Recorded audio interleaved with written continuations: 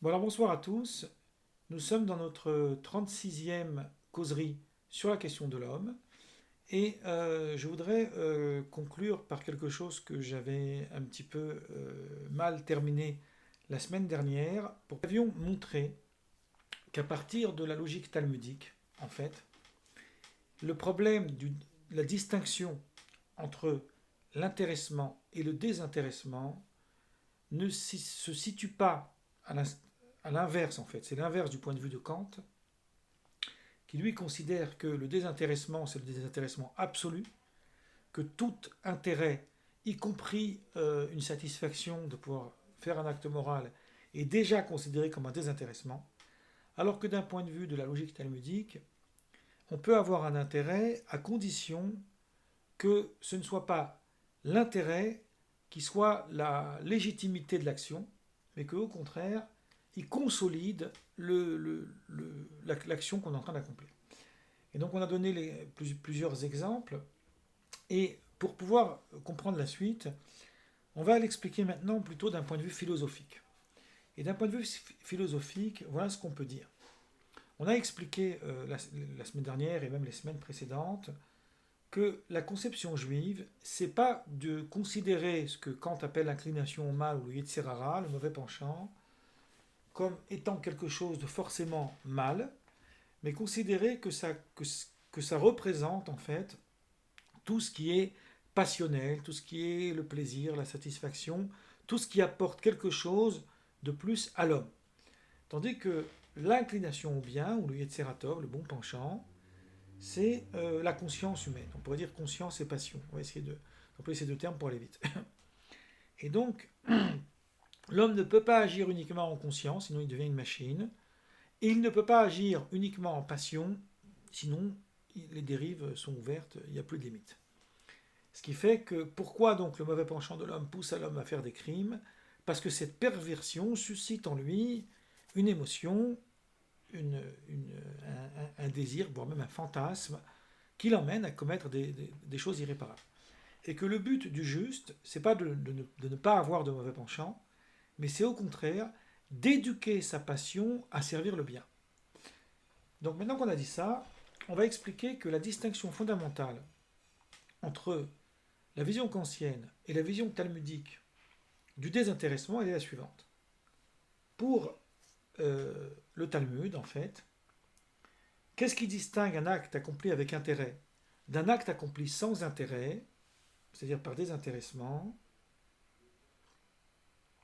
Un acte accompli par intérêt, c'est lorsque la conscience est là pour, pour favoriser la passion. Donc l'élément central, c'est la passion, c'est le désir, c'est le plaisir. C'est ce que cela nous apporte. Et l'action qu'on doit accomplir pour ça, c'est secondaire. C'est comme l'expression, alors c'est une expression que j'aime pas du tout, mais je vais l'utiliser exprès justement. Faut souffrir pour être beau. Qu'est-ce que ça veut dire faut souffrir pour être beau? Ça veut dire j'accepte de souffrir parce que le résultat après, ça va être une récompense. Ça va être quelque chose qui va m'apporter du bien. Donc, quand on prend l'exemple d'Antigone, je reprends maxime des pères, où Antigone il dit ne soyez pas comme des serviteurs, ou plutôt on pourrait dire des salariés, ici on pourrait traduire des salariés, qui servent leur maître pour recevoir un salaire, mais soyez comme des serviteurs qui servent Dieu, donc, sans attendre rien d'autre que servir Dieu. Donc c'est la conception du lishma, c'est-à-dire la conception du désintéressement. Donc là, les Tosafot, les commentaires médiévaux, en fait, classiques, expliquent que qu'est-ce que ça veut dire, en fait? Qu'est-ce que ça veut dire celui qui sert son maître, pour attendre un salaire, c'est-à-dire qu'il attend quelque chose? Ça veut dire, en fait, que l'essentiel pour lui, c'est le salaire. S'il n'a pas son salaire, non seulement il va faire des manifestations, non seulement il va faire des manifestations, il va faire grève, etc., mais plus encore, il va regretter d'avoir perdu son temps pour avoir rempli sa tâche. Donc ça s'appelle le lolishma. Pourquoi c'est intéressé? Parce que c'est l'intérêt qui surpasse la légitimité de l'action et qui rend l'action légitime uniquement par l'intérêt qu'il produit. En revanche, Qu'est-ce que c'est que l'intéressement? Qu'est-ce que c'est qu'un acte désintéressé, pardon. Donc le désintéressement, c'est quoi? C'est l'inverse.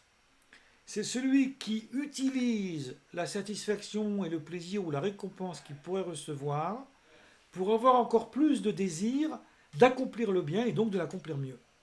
On fera une causerie spécifique sur cette question précise. Et là, dans ces cas-là, on dira que c'est sa passion qui alimente sa conscience. Elle vient comme un carburant qui donne à la conscience un sens.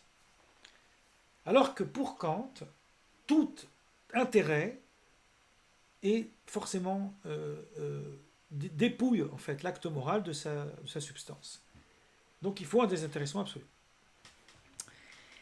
Et moi, de ce point de vue-là, je voudrais vous expliquer encore une... Enfin, vous expliquer, je ne suis pas là pour vous expliquer, mais causer avec vous, on va dire, sur la question de l'altruisme. Qu'est-ce que c'est que l'altruisme?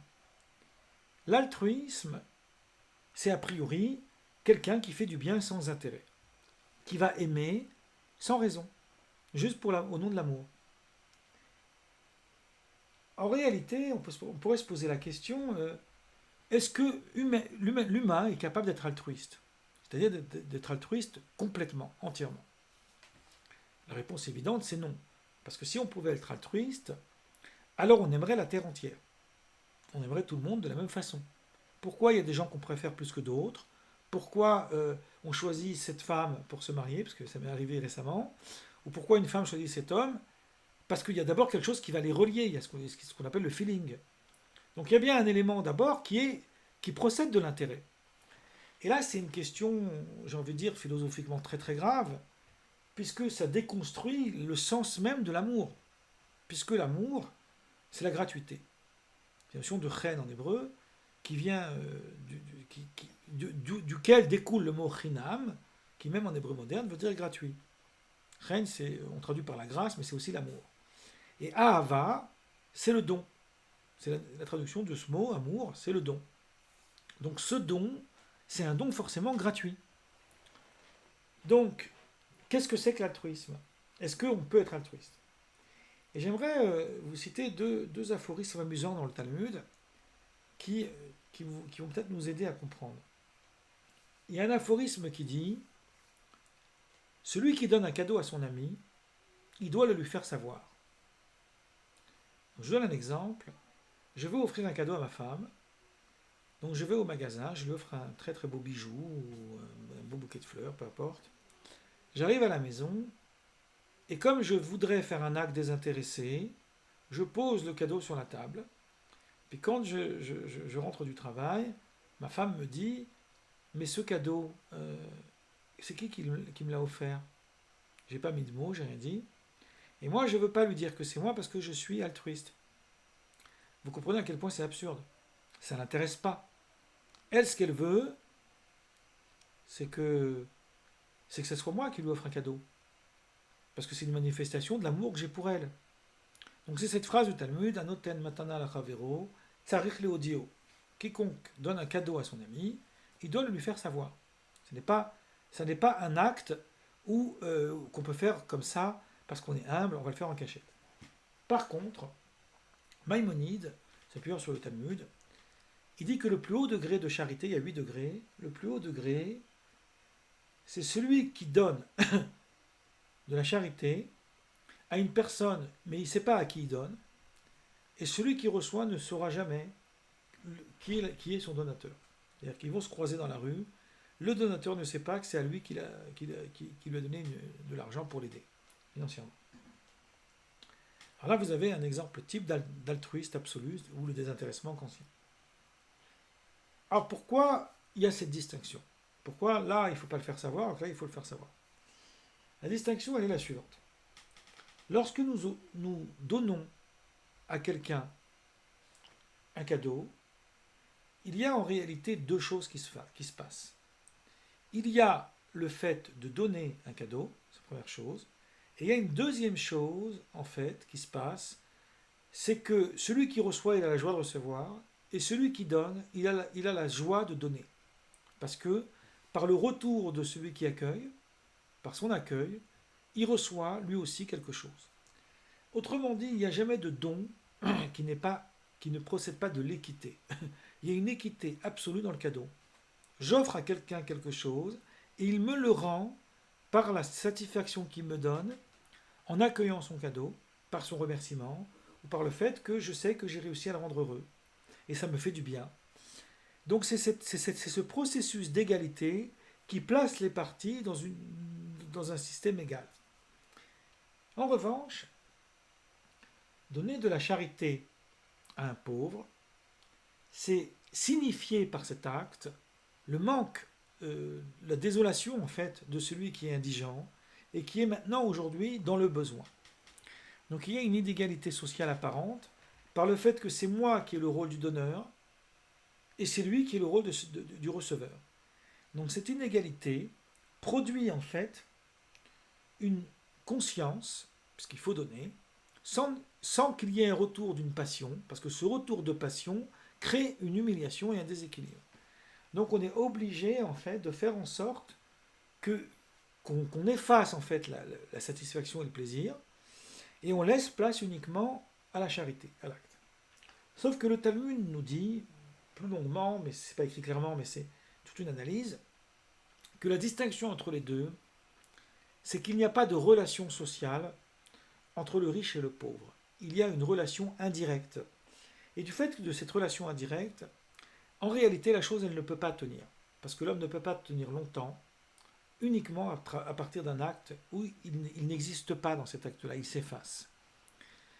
Donc, le but du jeu est peut-être, on pourrait le dire comme ça, si on veut faire un peu un langage un peu rhétorique, c'est qu'effectivement, puisque c'est une inégalité sociale, souhaitons que cette inégalité sociale cesse et que la société soit faite de telle sorte qu'il n'y ait plus de nécessiteux. Et il y a en fait ce retour, ce va-et-vient entre celui qui donne et celui qui reçoit, qui crée dans le monde une forme de générosité. Et cette générosité, elle est importante, mais pour qu'elle soit pérenne et qu'elle perdure, il faut que le bien, à un moment donné, il ait un retour, c'est-à-dire qu'il soit partagé. Alors que dans la relation de couple, justement, c'est ça l'histoire, c'est que le bien est partagé, donc il y a un retour. À ce moment-là, il y a un bien partagé. Donc il y a ici quelque chose qui fait que l'altruisme ne peut pas exister a priori dans une relation sociale, qu'elle soit amicale, qu'elle soit fraternelle, qu'elle soit amoureuse. On ne peut pas commencer par l'altruisme. Sauf que au moment où l'amour s'installe, d'abord par une action intéressée, on a vu cette phrase du Talmud, mitor shelo lishma ba lishma, c'est à l'intérieur de l'intéressement qu'arrive le désintéressement. Donc c'est cet élan en fait, c'est ces deux niveaux qui fait qu'au départ on choisit par intérêt. Qu'est-ce que ça m'apporte? Ça va m'apporter quoi d'être ami avec cette personne? Ça va m'apporter quoi de faire telle ou telle chose, de me marier avec cette femme? Puis au moment où on arrive à installer un amour intéressé, c'est là que le sentiment se renforce et ça crée en fait une telle union au sein de cette relation, qui en fait peut se situer à plusieurs niveaux, mais là on parle de l'amour sentimental, mais ça peut être à plusieurs niveaux, qu'à ce moment-là, en fait, on peut entrer dans l'univers de l'altruisme et qu'on n'est plus dans une attente directe, parce qu'on a déjà créé la disposition de cette non-attente. Et c'est cette disposition de cette non-attente qui rend possible le désintéressement et qui rend possible l'altruisme. Mais si on croit que l'altruisme il peut en fait arriver au début, alors là, on ne peut pas y arriver. Donc c'est en vérité cette question que pose Kant. Parce que lorsque Kant, en fait, il pose que la morale, elle est absolue et qu'elle doit être uniquement sans intérêt, il pense en fait que cette morale-là, elle a une exigence altruiste. Mais si elle avait une exigence altruiste, c'est l'amour qui n'existerait pas. Puisque l'amour ne peut pas exister s'il n'est pas d'abord produit par une relation qui est d'abord créée par un sentiment amoureux. Parce qu'en réalité, l'amour n'est pas un sentiment non plus, puisque l'amour est gratuit. Et le sentiment n'est pas gratuit. Mais il faut qu'il procède d'abord d'un sentiment amoureux. Donc en fait, ce qui se passe avec Kant, c'est que Kant veut brûler les étapes en annihilant ce processus d'évolution de l'homme. Et, et donc c'est ça tout le problème que le Talmud en fait oppose à Kant. Enfin, il n'oppose pas à Kant, c'est rhétorique ce que je dis. C'est en fait la manière dont le Talmud conçoit le désintéressement s'oppose à la façon dont Kant conçoit le désintéressement, parce que pour le Talmud, il y a d'abord l'humain qui est constitué de ses limites, de ses travers, et c'est pas pour rien que l'histoire humaine commence d'abord par la faute, car c'est en consolidant cette passion humaine, ces limites en fait qu'a l'homme avec le plaisir, etc. Et tout ce qui est ce qui permet en fait de donner un sens aux actions de l'homme, qui ensuite peut lui permettre d'aboutir vers un lo lishma, c'est-à-dire vers un désintéressement. Et là, on va poser une autre question qu'on va poser autrement. Pourquoi ne dirions-nous pas, puisque le Talmud lui-même propose de faire des catégories, pour le Talmud, le lishma et le lo lishma, c'est-à-dire l'intéressement et le désintéressement, il y a plusieurs niveaux. Dans le désintéressement, il y a plusieurs niveaux. Il y a un désintéressement légitime, on vient de le voir, et il y a un désintéressement qui est illégitime, quand par exemple on va rendre service à quelqu'un, mais c'est pour l'induire en erreur, c'est pour le tromper, c'est pour en faire une proie facile. Hein, on voit ça dans le commerce tous les jours. On va lui faire croire qu'on lui fait une promotion, mais en fait on est en train de l'entourlouper. Et il y a alors il y a aussi d'autres catégories dans le désintéressement plus grave encore, il y a plusieurs niveaux. Et on pourrait imaginer que dans l'intéressement, pardon, on pourrait imaginer que dans le désintéressement aussi, il pourrait y avoir le désintéressement que je viens de voir, qui n'annihile pas la passion et le désir humain, mais il pourrait y avoir un autre degré de désintéressement, qui est le désintéressement à l'état pur, à la manière dont Lebovitch explique le désintéressement, parce que je voudrais revenir sur Lebovitch, où lui il considère que qu'est-ce que c'est que le service de Dieu d'un point de vue maïmonide. C'est l'idée que non seulement nous n'avons aucune attente, mais que nous n'avons aucune attente aussi d'ordre spirituel. Et il donne un exemple, l'exemple du sacrifice d'Isaac, les ligatures, et qui, bizarrement, le rabbi de Lubavitch fait la même explication. Donc je suis humblement en désaccord avec les deux, puisqu'il dit en fait que pourquoi la ligature, elle définit beaucoup plus la capacité d'Abraham de servir Dieu que toutes les autres actions qu'il a commises dans sa vie, y compris les autres épreuves, parce que c'est la seule épreuve qui ne contient en elle aucune conséquence positive. Il va tuer son fils, déjà c'est un crime, il va arrêter, on l'a expliqué ça dans des causeries qu'on a fait longuement avant, dans la Bible autrement, on a parlé beaucoup du sacrifice d'Isaac, il va mettre un terme en fait à la promesse divine, donc tout le plan de Dieu en fait va tomber à l'eau, et il va choisir, pour répondre à un caprice de Dieu d'un instant, d'accomplir cet acte fou. Alors que toutes les autres actions qu'Abraham il a accomplies, elles ont une conséquence qui était bonne, qui était positive. Hein, c'est comme dans les textes chassidiques, on trouve cet aphorisme, souvent le bon penchant, l'inclination au mal, pardon, invite l'homme à faire de bonnes actions. Alors comment on sait si c'est le bien ou le mal? Eh bien, il ne faut pas voir l'action en elle-même, il faut voir la conséquence. Parfois, une bonne action peut avoir des conséquences très négatives. Parfois, il vaut mieux faire un acte qui semble mauvais a priori, comme par exemple un médecin qui va amputer le bras d'un malade, parce que s'il ne lui ampute pas son bras, il va mourir. Donc, on fait un acte qui semble cruel, mais en réalité, c'est pour le sauver. Donc, il y a toujours à chercher la conséquence de l'acte, et pas l'acte seul. L'acte seul n'est pas déterminant sur la question du bien ou du mal. En tous les cas, de la bonne action ou de la mauvaise. Donc pourquoi, de mon point de vue, je n'accepte pas cette explication? Alors, on l'a dit avant, l'homme ne tiendrait pas longtemps s'il était uniquement un être de conscience. Donc il faut tenir compte de sa passion. Mais on pourrait dire que c'est une sorte de pis-aller, c'est-à-dire que voilà, on va concéder, on fait une concession. Et bien, profondément, je pense que non, et c'est ce que nous allons voir la semaine prochaine lorsqu'on va parler de la question de l'étude de la Torah. On va faire une causerie sur l'étude de la Torah et la joie. La question de la joie et l'étude de la Torah. Et j'anticipe maintenant un élément, parce qu'après je vais arrêter bientôt, puis on passera aux questions, pour expliquer ce que je veux dire par là. En fait, toute action accomplie par l'homme a besoin d'une motivation. Elle a besoin d'un moteur. Il faut quelque chose qui le motive à agir. On ne peut pas agir d'une façon sans motivation. Donc, si quelqu'un, il accomplit un acte, et que cet acte qu'il accomplit, il l'accomplit avec un désintéressement absolu à la manière kantienne. Il a non seulement aucun plaisir à accomplir cet acte, mais plus encore, il a un profond dégoût d'accomplir cet acte. Il va le faire quand même, parce qu'il a privilégié la morale plus que son propre désir. Alors effectivement, il va l'accomplir. Effectivement, il aura peut-être un mérite, c'est peut-être méritoire de faire ce qu'il fait. Je ne sais pas qu'il aura mérite, mais c'est peut-être méritoire.